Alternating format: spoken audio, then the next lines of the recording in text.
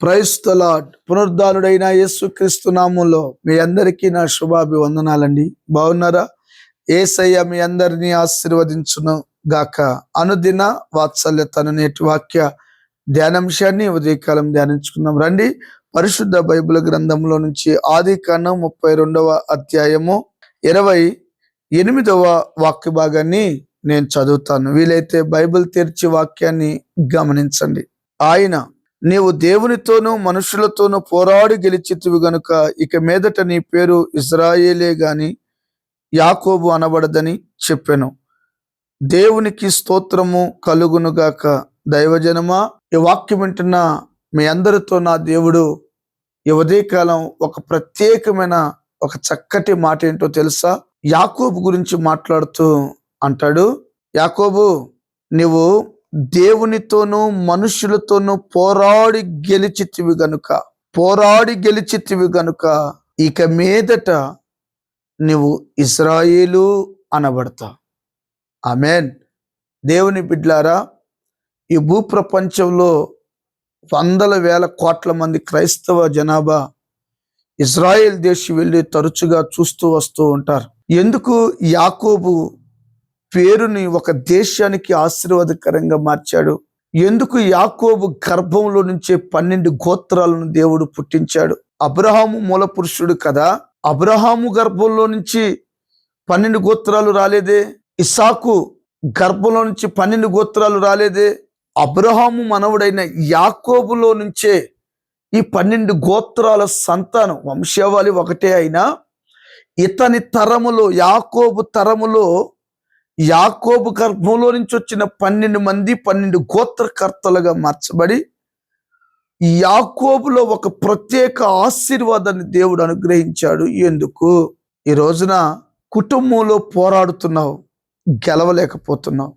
దేవుని సన్నిధిలో పోరాడుతున్నావు, దేవునిలో గెలవలేకపోతున్నావు. ఈ పోరాటం మధ్యలో నువ్వు ఓడిపోతున్నావు.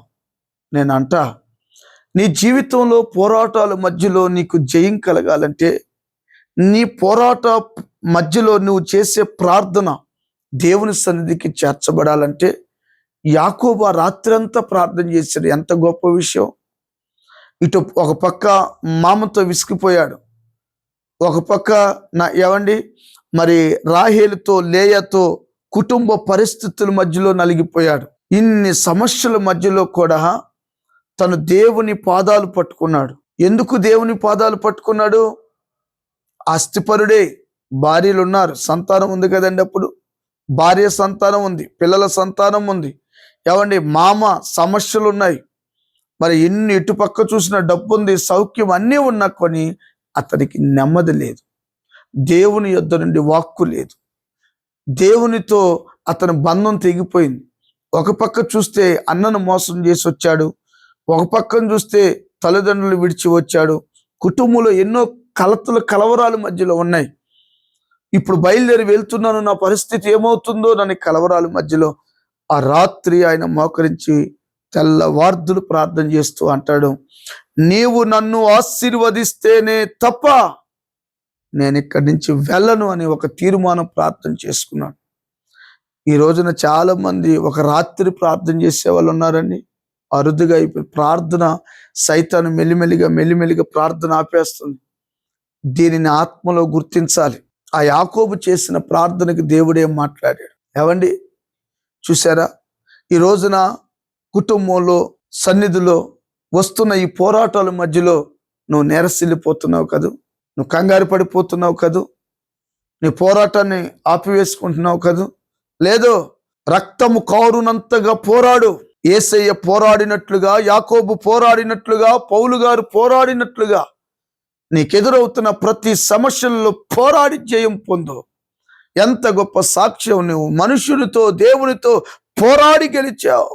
ఈ రోజున పోరాటాలే వద్దు కొంతమందికి. పోరాటం లేకుండా, పోటీలు లేకుండా, పరీక్ష లేకుండా ప్రమోషన్ ఎలా ఉంటుందండి?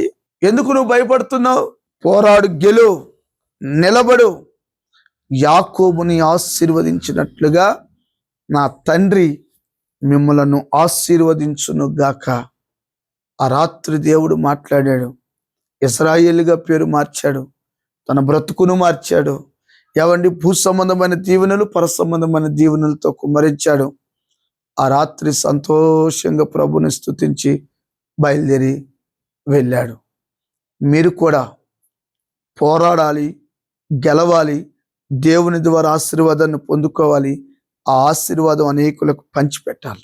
ఆ దేవుడు పోరాడే మనస్సు, ఏవండి, జయాన్ని దేవుడు మీకు ఇచ్చి పరిస్థితులన్నిటిలో హృదయ ధైర్యాన్ని ఇచ్చి ముందుకి నడిపించునుగాక. ఆమేన్. తలలు వంచండి. చిన్న ప్రార్థన. ప్రేమ కలిగిన తండ్రి, యాకోబులాగా మేము పోరాడి గెలిచే భాగ్యం దయచేయమని యేసు నామమున అడిగి పొంది ఉన్నాం తండ్రి. Amen. Thank you. God bless you. దేవుడు మీ అందరినీ దీవించునుగాక. ఆమేన్.